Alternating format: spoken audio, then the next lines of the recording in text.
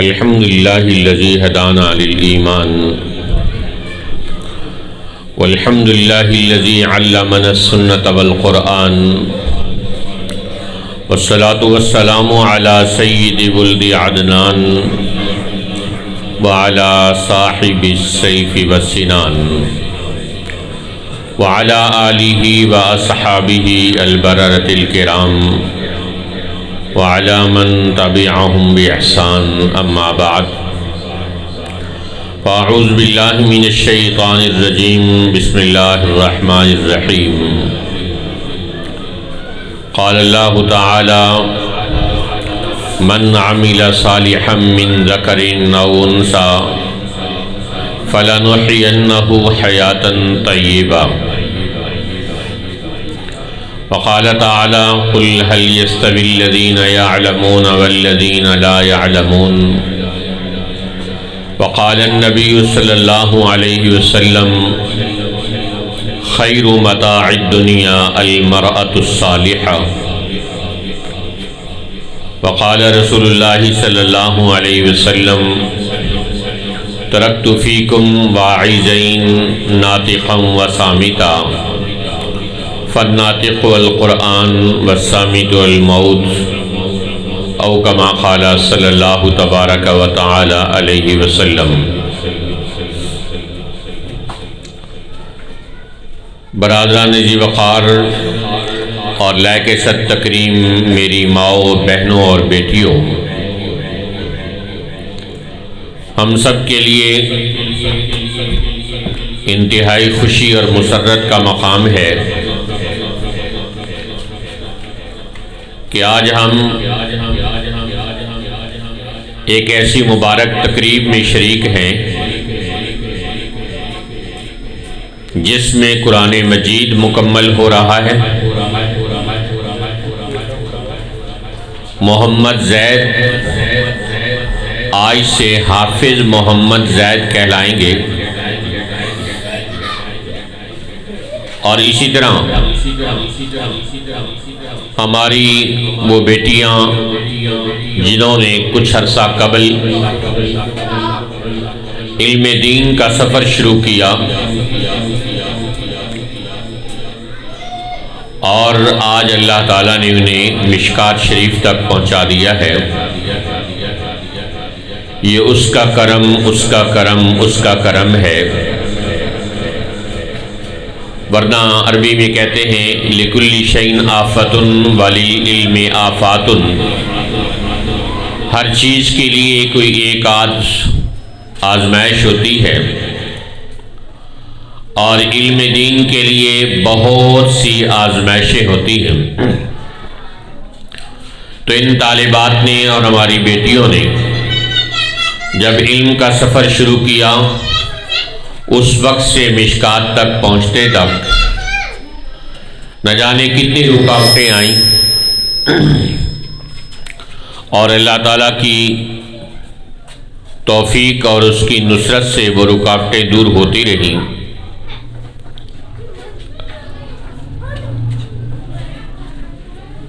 طلباء جب علم کا سفر شروع کرنے لگتے ہیں تو اس وقت ہم انہیں بتاتے ہیں کہ یہ قدم قدم بلائیں یہ سواد کوئے جانا، یہ قدم قدم بلائیں یہ سواد کوئے جانا، وہ یہیں سے لوٹ جائے جسے ہو زندگی پیاری۔ کہ اس علم کے راستے پر تھوڑا ٹھیک رہو، جگہ جگہ قدم قدم پر آزمائشیں، رکاوٹیں، امتحانات آتے ہیں، اور ان سب قربانیوں سے گزرتے ہوئے بچیاں دورہ حدیث تک پہنچتی ہیں۔ دعا ہے کہ اللہ رب ذوالجلال ہماری ان بیٹیوں کو دورہ حدیث تک کا سفر مکمل کروائے، اور اس کے بعد تاحیات خدمت دین متین کے لیے قبول و منظور فرمائے۔ مشکات شریف کی آخری حدیث نبی پاک علیہ السلام کے خوبصورت فرمان پہ مکمل ہو رہی ہے۔ ذرا اس کی آواز اونچی کرو پلیز۔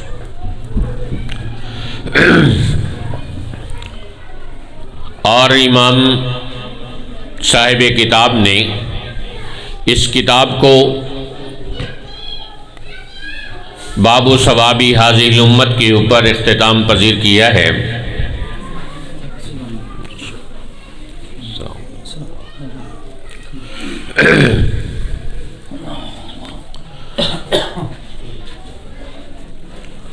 یہ سمجھانے کے لیے، یہ بتانے کے لیے کہ جب اعمال کا ثواب انسان کے ذہن میں مستحضر ہو جاتا ہے تو اس کے لیے عمل کرنا آسان ہو جاتا ہے۔ گو ای کو کم رکھیں، آواز اونچی کریں بس۔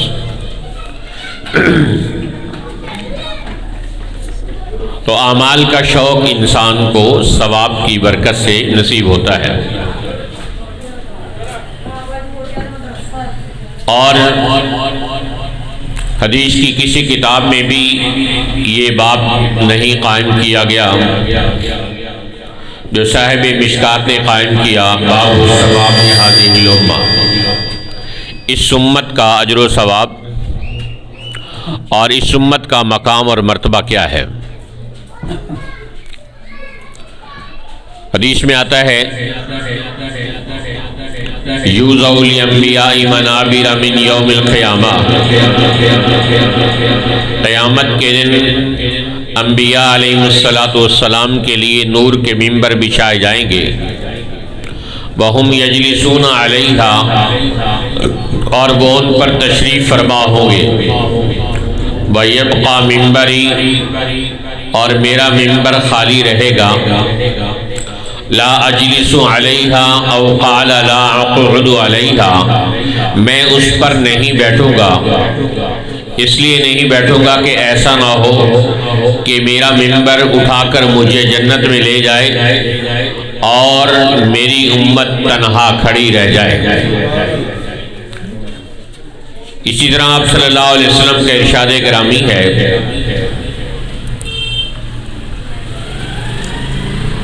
کہ امتی امت مرحومہ، میری امت بخشی بخشائی ہے،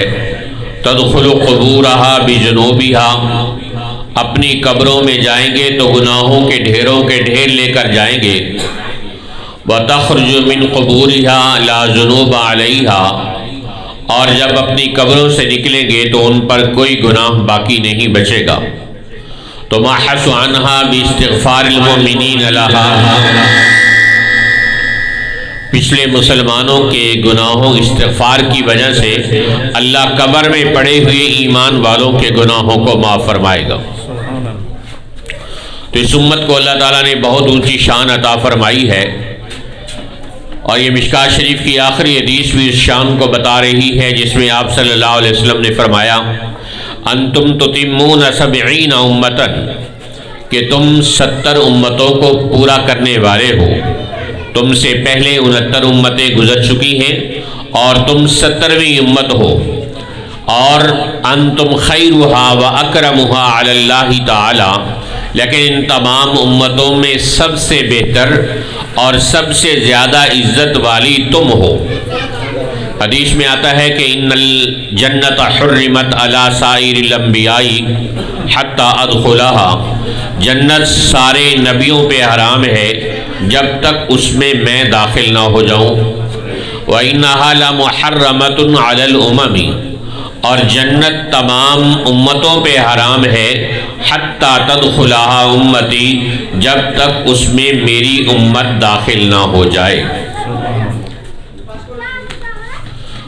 تو جنت میں یہ امت سب سے پہلے داخل ہونے والی بنے گی، اور حدیث میں آتا ہے کہ تم سب سے آخر میں آنے والے ہو اور قیامت کے دن سب سے پہلے جنت میں جانے والے بنو گے، اور پل صراط پر بھی سب سے پہلے امت محمدیہ آئے گی،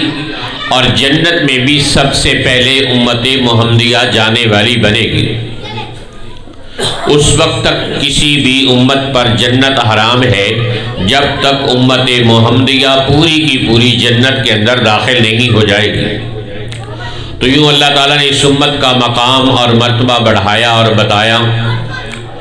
اور اس لیے بتایا کہ اس امت کو معلوم ہو کہ یہ عزتیں، یہ سرفرازیاں اللہ تعالیٰ نے یہ مقام اور رفعت اس لیے عطا فرمایا ہے۔ حضرت عمر رضی اللہ تعالیٰ عنہ نے بخاری شریف کی حدیث ہے فرمایا کہ جو خیر امت میں داخل ہونا چاہتا ہو، بہترین امت میں اپنا شمار کروانا چاہتا ہو، تو وہ بہترین امت کی شرائط پورا کرنے والے بنے۔ اور وہ شرائط کیا ہیں؟ تَأْمُرُونَ بِالْمَعْرُوفِ وَتَنْهَوْنَ عَنِ الْمُنْكَرِ، نیکی کا حکم کرنا اور برائی سے منع کرنا، یہ اللہ تعالیٰ نے اس امت کا شعار بنایا ہے اور اس امت کی فضیلت کی سب سے بڑی وجہ بتائی ہے۔ اور تبلیغ اور خیر کی اشاعت کا ایک بڑا مرکز دینی مدارس ہیں کہ جن کے اندر سے اللہ تعالیٰ خیر کو اور علم کو اور تبلیغ کو پھیلاتا ہے۔ حدیث میں آتا ہے کہ اللہ تعالیٰ نے اس امت کو بہترین امتوں میں بنایا تاکہ یہ امت قیامت کے دن سب کے اجر و ثواب کو لینے والی بن جائے۔ اور یہ طالبات جو علم دین حاصل کرنے کے لیے آئی ہیں، یہ ہماری بیٹیاں ہیں۔ حضرت عبداللہ بن عمر بن عاص رضی اللہ تعالیٰ عنہ ایک مرتبہ حضرت امیر معاویہ رضی اللہ تعالیٰ عنہ کے پاس گئے تو ان کے پاس ان کی چھوٹی بیٹی حضرت عائشہ کھیل رہی تھی۔ تو حضرت عمر بن عاص نے پوچھا جی یہ کون ہے؟ تو حضرت امیر معاویہ رضی اللہ تعالیٰ عنہ نے بہت خوبصورت جواب دیا، یہ نہیں ارشاد فرمایا کہ یہ میری بیٹی عائشہ ہے، بلکہ یہ فرمایا ھذہ تفاحۃ العین ھذہ تفاحۃ القلب وراحۃ العین، کہ یہ میرے دل کا چین اور میری آنکھوں کی راحت ہے۔ اور امام ابن عبد البر رحمۃ اللہ علیہ کا ایک عجیب ارشاد ہے، ہماری بیٹیاں بھی سنیں گی تو ان کا حوصلہ بڑھے گا۔ حدیث انہوں نے فرمایا کہ البنون نعم، بیٹے اللہ کی نعمتیں ہیں، والبنات حسنات، اور بیٹیاں نیکیاں ہیں۔ اور قیامت کے دن اللہ تعالیٰ نعمتوں پر تو حساب لے گا اور اللہ نیکیوں پر اجر و ثواب عطا فرمائے گا۔ تو بیٹیاں نیکیاں ہیں اور ان نیکیوں پر اللہ تعالیٰ انسانوں کو اجر و ثواب عطا فرمائے گا۔ آپ صلی اللہ علیہ وسلم نے فرمایا لا تکرہوا البنات، اے لوگوں بیٹیوں کی پیدائش کو ناگوار نہ سمجھا کرو، فإنہن المونسات الغالیات، کہ یہ بیٹیاں بڑی محبت کرنے والی اور انتہائی قیمتی ہوتی ہیں۔ نبی پاک علیہ السلام نے ارشاد فرمایا کہ جس آدمی کو اللہ تعالیٰ ایک بیٹی دے اور وہ اس کی نیک تربیت کرے اور اس کی شادی کروائے، اس کے لیے جنت ہے۔ پوچھا گیا یا رسول اللہ دو؟ تو آپ نے فرمایا کہ جس کو اللہ دو بیٹیاں دے اور وہ دو کی تعلیم و تربیت کا انتظام کرے، شادی کرائے، تو اس کے لیے بھی جنت ہے۔ حضرت عائشہ رضی اللہ تعالیٰ عنہ کہتی ہیں کہ اگر ہم پوچھتے کہ یا رسول اللہ کسی کی 3 بیٹیاں ہوں تو اس کو کیا ملے گا، تو آپ پھر بھی فرماتے اللہ تعالیٰ اس کو جنت عطا فرمائے گا۔ ایک حدیث میں ارشاد فرمایا کہ آپ صلی اللہ علیہ وسلم نے کہ جس کو اللہ تعالیٰ نے 1، 2 یا 3 بیٹیاں عطا فرمائیں اور اس نے ان کی تعلیم و تربیت کا انتظام کیا اور ان کی شادی کا انتظام کیا، فلہ الجنہ، تو اس کے لیے وہ اور میں جنت میں ایسے ساتھ ہوں گے جیسے ایک ہاتھ کی 2 انگلیاں ساتھ ملی ہوتی ہیں۔ تو رسول پاک علیہ السلام نے اپنے فرمان کے اندر عورت کا، بیٹی کا مقام اور مرتبہ سمجھایا، اور قرآن نے عرب کے زمانے کے لوگوں کا نقشہ کھینچا، وَإِذَا بُشِّرَ أَحَدُهُمْ بِالْأُنْثَىٰ، کہ زمانہ جاہلیت کے لوگوں کو جب بیٹی کی خوشخبری سنائی جاتی تھی تو ظل وجهه مسودًا وهو كظيم، تو ان کا چہرہ کالا سیاہ پڑ جاتا تھا اور وہ گھٹا گھٹا پھرتا تھا، یتوارا من القوم، اور لوگوں سے چھپا پھرتا تھا کہ مجھے لوگ کہیں گے کہ تو بیٹی کا باپ بن گیا ہے۔ تو بیٹیاں تو اللہ کی رحمت ہوتی ہیں اور اللہ کی نعمت ہوتی ہیں اور اللہ کی طرف سے بہت بڑا انعام ہوتی ہیں۔ ایک آدمی کے ہاں ایک بیٹی پیدا ہوئی، 2، 3، 4، 5، 6، 7 بیٹیاں لگاتار پیدا ہو گئی، جب بھی کوئی بیٹی پیدا ہوتی تو امام احمد بن حنبل کے پاس آتا اور کہتا جی میری ایک اور بیٹی پیدا ہوئی ہے، تو امام احمد بن حنبل ایک جملہ کہتے اور اس کے دل کے اندر ٹھنڈک پڑ جاتی۔ امام احمد بن حنبل اس کو فرماتے الانبیاء کانوا ابناء بنات، اے میرے بھائی گھبراؤ نہیں، انبیاء بھی بیٹیوں کے باپ تھے۔ یہ نعمتیں اللہ تعالیٰ نے انبیاء علیہ السلام کو بھی عطا فرمائی ہیں۔ نبی پاک علیہ السلام کو اللہ نے ایک نہیں، دو نہیں، تین نہیں، اکٹھی 4 بیٹیاں عطا فرمائی، اور 4 بیٹیاں عطا فرمائی، اور پھر بیٹیوں ہی سے اللہ تعالیٰ نے آپ صلی اللہ علیہ وسلم کی نسل کو قیامت تک جاری و ساری فرمایا۔ تو آپ صلی اللہ علیہ وسلم نے اپنے طرز عمل سے بیٹیوں کا احترام کر کے بیٹیوں کا مقام بتایا۔ حضرت فاطمہ رضی اللہ تعالیٰ عنہ جب بھی آپ کے گھر تشریف لاتی تو آپ صلی اللہ علیہ وسلم، بخاری کے الفاظ ہیں، یوں فرمایا کرتے تھے مرحبا بابنتی، کہ میری بیٹی کا آنا مبارک ہو، خوش آمدید ہو بیٹی کی آمد۔ آپ صلی اللہ علیہ وسلم تو بیٹی کے گھر میں آنے کو مبارکباد کہہ رہے ہوں، خوش آمدید کہہ رہے ہوں، اور ہمیں بیٹی کی آمد ہی ناگوار گزرتی ہو۔ آپ صلی اللہ علیہ وسلم جب سفر پر جانے لگتے تو پہلے اپنی بیٹی کو مل کر جاتے، اور جب سفر سے واپس آتے تو پہلے اپنی لاڈلی بیٹی حضرت سیدہ فاطمہ رضی اللہ تعالیٰ عنہ کے گھر تشریف لے جایا کرتے تھے۔ اور آپ صلی اللہ علیہ وسلم نے فرمایا فاطمہ تو بضعۃ منی من آذاہا فقد آذانی، کہ فاطمہ میرے جگر کا ٹکڑا ہے، جس نے اسے تکلیف پہنچائی اس نے مجھے تکلیف پہنچائی۔ آپ نے اپنی بیٹی کی شان بتاتے ہوئے ارشاد فرمایا، حضرت اسامہ بن زید رضی اللہ تعالیٰ عنہ کہتے ہیں کہ میں سردیوں کے دنوں میں آپ صلی اللہ علیہ وسلم کو ملنے کے لیے گیا، عشاء کے بعد کا وقت تھا، تو میں نے دیکھا کہ دروازہ بجا، آپ باہر تشریف لائے، آپ نے اپنے ہاتھوں پر کوئی چیز اٹھائی ہوئی تھی، کپڑا اوپر تھا، تو میں نے آپ صلی اللہ علیہ وسلم سے پوچھا یا رسول اللہ، جو بات کہنی تھی وہ کہہ لی۔ اس کے بعد میں نے پوچھا یا رسول اللہ یہ کون ہے؟ تو آپ نے کپڑا ہٹایا تو فرمایا کہ یہ دونوں میرے شہزادے حسن اور حسین ہیں۔ پھر آپ نے مجھے ارشاد فرمایا ہے اسامہ، ابھی ابھی ایک فرشتہ میرے پاس آیا ہے اور اس نے مجھے یہ بتایا ہے اے اللہ کے رسول، آپ کی شہزادی فاطمہ ان فاطمہ سیدۃ نساء اہل الجنہ، کہ آپ کی بیٹی فاطمہ جنت کی عورتوں کی سردار ہے، وان الحسن والحسین سیدا شباب اہل الجنہ، اور حسن اور حسین آپ کے شہزادے یہ جنت کے نوجوانوں کے سردار ہیں۔ تو آپ علیہ السلام نے اپنے طرز عمل سے لوگوں کو سمجھایا اور بتایا کہ بیٹی کا کیا مقام ہوتا ہے۔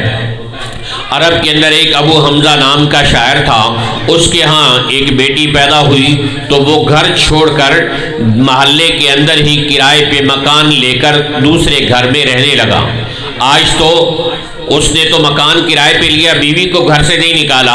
آج زمانہ جاہلیت سے بھی آگے جہالت چلی گئی کہ اگر بیٹی پیدا ہو جائے تو عورت کو، بہو کو گھر سے نکلوا دیتے ہیں اور طلاق دلوا دیتے ہیں۔ تو اس ابو حمزہ نے 7 محلے میں کرائے پہ مکان لے لیا، تو شاعری عرب کی گھٹی میں پڑی ہوئی ہے، تو اس عورت نے چند اشعار کہے جس میں اس نے یہ کہا مالی ابی حمزہ لا یاتینا یسکن فی البیت الذی یلینا، ابو حمزہ کو کیا ہو گیا ہے کہ وہ بیٹی کی پیدائش پر گھر چھوڑ گیا ہے اور قریب ہی ہمارے محلے میں رہتا ہے۔ اسے معلوم ہونا چاہیے کہ ہم عورتیں تو ایک کھیتیاں ہیں، کھیتی میں جو بویا جاتا ہے وہی اگتا ہے۔ اگر کھیتی میں انسان زمین فصل گندم بوئے گا تو گندم ہی اگے گی، اور اگر کپاس بوئے گا تو کپاس اگے گی، اور اگر گنا بوئے گا تو گنا اگے گا۔ تو اس لیے اس میں عورت کا عمل دخل نہیں، اللہ کی قدرت ہے، اور مرد بھی اس کے اندر ذریعہ بنتا ہے۔ اس لیے عورت کو ہی تانا دینا اور اس کو ہی طنز اور تضحیک کا نشانہ بنانا شرعاً بالکل روا اور جائز نہیں ہے۔ نبی پاک صلی اللہ علیہ وسلم نے بیٹی کا مقام اور مرتبہ بتایا اور اپنے طرز عمل سے اپنی بیٹیوں کی شان اور مقام بتائی۔ آپ صلی اللہ علیہ وسلم کی بیٹی حضرت رقیہ رضی اللہ تعالیٰ عنہ اس وقت بیمار ہوئی جب اسلام اور کفر کی پہلی جنگ بدر قائم ہونے لگی، تو آپ نے اپنے داماد حضرت عثمان غنی رضی اللہ تعالیٰ عنہ کو ارشاد فرمایا، عثمان تم ٹھہر جاؤ، ان لک اجرا و سہما ممن شہد بدرن، کہ ہم تمہیں اللہ کی طرف سے بدر میں شرکت کرنے والوں کا اجر بھی دیں گے اور مال غنیمت میں بھی تمہارا حصہ پڑے گا۔ تو حضور پاک علیہ السلام اسلام اور کفر کی پہلی جنگ لڑنے جا رہے ہیں، آپ کی شہزادی حضرت رقیہ بیمار ہیں، تو آپ اپنے داماد کو ان کے پاس ٹھہر کر چھوڑ کر جا رہے ہیں، اور جب واپس آئے آپ اسلام کے فاتح بن کر کفر اسلام کی پہلی جنگ جیت کر، جس کو قرآن نے یوم الفرقان کہا، تو حضرت عثمان رضی اللہ تعالیٰ عنہ اور مدینے کے لوگ آپ کی شہزادی حضرت رقیہ رضی اللہ عنہا کو دفن کر کے باہر نکل رہے تھے۔ اس وقت حضرت حضور صلی اللہ علیہ وسلم نے فرمایا، اے عثمان ہم بدر جیت آئے ہیں۔ حضرت عثمان نے کہا کہ یا رسول اللہ میں رقیہ ہار بیٹھا ہوں، کہ عثمان ہم بدر جیت آئے ہیں، کہ یا رسول اللہ میں رقیہ ہار بیٹھا ہوں۔ تو اس وقت میں بھی نبی پاک علیہ السلام نے اتنی بڑی جنگ میں شرکت کروانے کی بجائے اپنے داماد حضرت عثمان رضی اللہ تعالیٰ عنہ کو اپنی بیٹی کی خبرگیری کے لیے بھیجا۔ آپ صلی اللہ علیہ وسلم کی بڑی صاحبزادی حضرت زینب رضی اللہ تعالیٰ عنہ ان کو بڑا ستایا گیا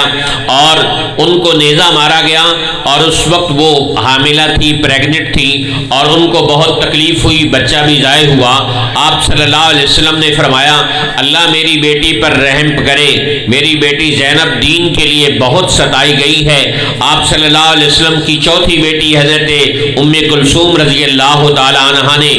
ہجرت کی سب سے پہلے حبشہ کی طرف اور پھر مدینہ طیبہ کی طرف، تو آپ صلی اللہ علیہ وسلم نے فرمایا، عثمان اول من ہاجر مع اہلہ بعد لوط، کہ حضرت عثمان رضی اللہ تعالیٰ عنہ وہ پہلی ہستی ہیں کہ جنہوں نے حضرت لوط علیہ السلام کے بعد اپنے گھر والوں کے ساتھ ہجرت کی ہے۔ تو یوں حضرت عثمان رضی اللہ تعالیٰ عنہ سمیت جتنی بھی آپ کی بیٹیاں جس کے گھر میں تھی، ان سب کی عزت و احترام آپ نے اپنے طرز عمل سے، اپنے احادیث اور فرامین سے کر کے بتایا کہ لوگوں بیٹی ناگوار سمجھی جانے والی چیز نہیں، بلکہ یہ اللہ کا بہت بڑا انعام ہے۔ اگر تم ایک مرد کو پڑھاتے ہو تو ایک فرد کو پڑھاتے ہو، اگر ایک خاتون کو پڑھاتے ہو تو وہ خاندانوں کے خاندان کے بدلنے کا ذریعہ بن جاتی ہے، وہ نسلوں کے ایمان اور عقیدے کی حفاظت کا ذریعہ بن جاتی ہے۔ ایک خاتون نہ جانے کتنی ہی عورتوں کو پردہ کروانے کا، دین سکھانے کا، قرآن سکھانے کا، نماز سکھانے کا ذریعہ بن جاتی ہے۔ اللہ تعالیٰ نے ایمان والے مردوں کو بھی اعلیٰ صفات عطا فرمائی، ایمان والی عورتوں کو بھی اعلیٰ صفات عطا فرمائی۔ حضرت امام ابن سیرین رحمۃ اللہ علیہ کی بہن حضرت حفصہ رضی اللہ رحمۃ اللہ علیہ دن بھر اللہ کے قرآن کی تلاوت کرتی اور بچیوں کو قرآن پاک پڑھاتی تھی، اور ہزاروں بچیوں کو 35 سال انہوں نے قرآن پاک کا حافظ بنایا۔ اور اس کے بعد ان کی مالکن سے کے بارے میں کسی نے نوکرانی سے پوچھا کہ تمہاری مالکن حضرت حفصہ بنت سیرین کا کیا حال ہے؟ تو یہ جو نوکر ہوتے ہیں گھروں کے، یہ بیچارے دین کے بھی غریب ہوتے ہیں، دنیا کے بھی غریب، تو وہ کہنے لگی نوکرانی ان کی کہ پتہ نہیں حضرت حفصہ سے جوانی میں کیا غلطی ہوئی، کیا گناہ ہوا کہ دن بھر تو وہ قرآن پڑھاتی ہیں اور رات بھر نفل پڑھ کر اللہ تعالیٰ سے اپنے گناہ کی معافی مانگتی رہتی ہیں۔ اس اللہ کی بندی کو کیا معلوم کہ حضرت حفصہ رحمۃ اللہ علیہ دن بھر جو قرآن اللہ کی بندیوں کو، اللہ کی مخلوق کو پڑھاتی، رات کو وہی قرآن اپنے خالق کو نماز کے اندر سنایا کرتی تھی۔ تو ایک عورت ہزاروں بچیوں کے حافظہ قرآن بننے کا ذریعہ بن سکتی ہے، ایک بچی ہزاروں لوگوں کے عالمات بننے کا ذریعہ بن سکتی ہے، اور ان کی زندگیوں کے رخ کے بدلنے کا ذریعہ بن سکتی ہے اگر ہم اپنی بچیوں کو صحیح دین سکھانے والی بن جائے۔ آج ہمارے گھر ویران ہیں اور گھروں کی معاشرت اجڑ چکی ہے اور گھر ویران ہو چکے ہیں، یہاں تک کہ میاں بیوی کی بھی آپس میں نہیں بنتی، اور 2 4 8 بچے ہونے کے باوجود بھی زندگی کی گاڑی زبردستی دھکیلی جا رہی ہوتی ہے۔ میاں بیوی میں کوئی انڈرسٹینڈنگ، آپس میں محبت، اخلاق اور برداشت یہ نہیں ہے۔ لوگ سمجھتے ہیں پیسوں سے گھر بستے ہیں، نہیں، رب ذوالجلال کی قسم، پیسوں سے گھر نہیں بستے ہیں۔ اگر پیسوں سے گھر بستے تو دنیا کا سب سے بڑا مالدار بل گیٹس ہے، اس کو بھی اس کی بیوی چھوڑ گئی اور طلاق لے کر اس سے علیحدہ ہو گئی۔ سب سے مالدار آدمی کی بیوی اگر اس کو چھوڑ کر طلاق لے کر الگ ہوتی ہے تو یہ اس بات کی علامت ہے کہ گھر پیسوں سے نہیں بستے، ورنہ بل گیٹس کے پاس دولت کی کوئی کمی نہیں، اس کے باوجود اس کی بیوی اس سے الگ ہو جاتی ہے۔ اسی طرح آج لوگوں کے گھروں میں کھانے پینے کی چیزوں کا کوئی سامان کی کمی نہیں، اگر کمی ہے تو صرف اور صرف ایمان کی، اخلاق کی، دین کی اور برداشت کی کمی ہے۔ لوگ سمجھتے ہیں کہ گھر پیسے سے آباد ہوں گے، گھر بھرے پڑے ہیں، اکاؤنٹ سے پیسے بھرے پڑے ہوئے ہیں اور تجوریاں بھری پڑی ہیں دولت سے، اور گھر کے اندر فریزر بھرے پڑے ہیں ساز و سامان کھانے پینے کی چیزوں سے، 2 4 گاڑیاں کھڑی ہیں اور ایک 4 کروڑ تک کی کوٹھیوں میں عورتیں بیٹھی ہیں، لیکن زندگی اجیرن ہے، خامن بیوی سے اور بیوی خامن سے نہیں بولتا۔ میں ایک ایسی خاندان کو جانتا ہوں کہ جس کے اندر عورت نے 35 سال اپنے خامن سے بات نہ کی، خامن نے 35 سال اپنی بیوی سے بات نہ کی، اور دونوں حساب کتاب بھرنے کے لیے مر گئے، آخرت کے اندر چلے گئے۔ تو یہ کیا زندگی ہے؟ جب دین نہیں ہوگا تو یوں انسانوں کی زندگیاں اجڑیں گی اور معاشرت ویران ہوگی اور اخلاق اور رشتے تباہ ہوں گے۔ یہ کون ہے جو بھائی کو بھائی سے لڑانے کے لیے تیار ہو جاتی ہے؟ لڑکے بلکہ لڑاتی ہیں اور بھائیوں میں جدائیاں ڈالتی ہیں، وہ عورتیں ہی ہیں۔ وہ کون ہیں کہ جو رشتہ داروں کو رشتہ داروں سے کاٹ کے رکھ جاتی ہیں؟ وہ عورتیں ہی ہیں۔ اگر ان عورتوں نے دین پڑھا ہوتا تو ان کو دین سکھاتا کہ نا بھائی، والذین یقطعون ما امر اللہ بہ ان یوصل، ان مجرم لوگوں میں کیوں داخل ہو رہے ہو کہ جو اپنے رشتے کو توڑنے والے بنتے ہیں؟ ایمان والے تو رشتوں کو جوڑنے والے بنتے ہیں۔ حضرت عبداللہ ابن مسعود رضی اللہ تعالیٰ عنہ نے ایک مرتبہ ارشاد فرمایا، بھائی ہم اس مجلس میں دعا کرنا چاہتے ہیں، اس مجلس میں اگر کوئی اپنے رشتہ داروں سے لڑا ہوا ہے تو وہ یہاں سے اٹھ جائے، اگر وہ یہاں مجلس میں بیٹھا ہوگا تو ہماری دعا اللہ کی بارگاہ میں قبول نہیں ہوگی۔ آپ صلی اللہ علیہ وسلم نے ارشاد فرمایا کہ رشتہ داروں کے ساتھ تعلق رکھنے کی وجہ سے اللہ تعالیٰ انسانوں کو برکت عطا فرماتا ہے، ان کے مال میں اضافہ کرتا ہے اور ان کو رزق میں اضافہ کرتا ہے۔ صحابہ نے کہا یا رسول اللہ یہ کون لوگ ہیں، ہمیں بھی ان کے بارے میں بتائیے۔ اذانیں ہو چکی ہیں، خواتین توجہ فرمائیں، آخری 2 4 باتیں عرض کر رہا ہوں۔ تو یہ دین ہے جو خواتین کو معاشرت اور اچھی زندگی گزارنا سکھاتا ہے۔ حضرت حسن بصری رحمۃ اللہ علیہ اپنا تجربہ بتاتے ہیں کہ میں ایک مرتبہ مکہ حج کے لیے گیا تو میں نے وہاں سے کچھ کپڑا خریدنا چاہا، تو میں نے دیکھا کہ ایک تاجر جو ہے وہ کپڑا بیچ رہا ہے اور ساتھ ساتھ کپڑے کی تعریف بھی کر رہا ہے اور قسمیں بھی کھا رہا ہے۔ اللہ کی قسم یہ بہت اچھا کپڑا ہے، اللہ کی قسم یہ آپ کے جسم پر بہت سوٹ کرے گا، اللہ کی قسم اس سے خوبصورت کپڑا اور کوئی نہیں۔ تو میں نے دل میں ارادہ کر لیا کہ چلو کپڑے کی تعریف کرنا تو بنتا ہے، اس پر قسمیں کھانے کا کیا تک ہے، تو میں نے اس سے کپڑا نہ خریدا اور کسی اگلے تاجر سے جا کر کپڑا خرید لیا۔ ثم حججت بعد ذلك سنتين، پھر 2 سال بعد میں دوبارہ حج کے لیے آیا تو فوقفت علیہ، میں نے دیکھا کہ وہ تاجر موجود ہے لیکن لا یمدح ولا یحلف، اب وہ کپڑے کی تعریف تو کر رہا ہے لیکن قسمیں نہیں کھا رہا۔ تو میں اس کے پاس آیا، میں نے کہا جی آپ نے پہچانا؟ کہا جی نہیں۔ تو میں نے کہا جی میں 2 سال پہلے تمہارے پاس آیا تھا کپڑا خریدنے، تم تعریف بھی کر رہے تھے اور ساتھ قسمیں بھی کھا رہے تھے، تو میں نے تمہارے قسمیں کھانے کی وجہ سے تمہارے پاس سے کپڑا لینے سے انکار کر دیا اور کسی اور سے خرید لیا، لیکن اس دفعہ تم کپڑے کی تعریف تو کر رہے ہو لیکن قسمیں نہیں کھا رہے ہو، اس کی وجہ کیا ہے؟ تو اس نے کہا جی میری ایک بیوی تھی اور میں اگر تھوڑا کما کے لے جاتا تو وہ اس کو بہت حقیر سمجھتی تھی، اگر میں زیادہ کما کے لے جاتا تو اس کو وہ تھوڑا سمجھتی تھی، بس اتنا کچھ کما کے لائے ہو، تھوڑا کما کے لے جاتا تو حقارت سے دیکھتی اور زیادہ کما کے لے جاتا تو اسے بھی کم دکھا کر پیش کرتی۔ پھر وہ مر گئی تو میں نے ایک اور بیوی سے شادی کی، اور اب جب میں نکلنے لگتا ہوں کپڑ بازار میں تو میرے کپڑے کو پکڑ کر وہ مجھے کہتی ہے کہ اے اللہ کے بندے تم اتق اللہ فینا یا عبداللہ، اتق اللہ فینا ولا تطعمنا الا طیبا، اللہ کے معاملے میں، ہمارے معاملے میں اللہ سے ڈرنا اور ہمیں حرام نہ کھلانا، اگر تمہارا سودا بک جائے گا تو ہم اس کو کھائیں گے،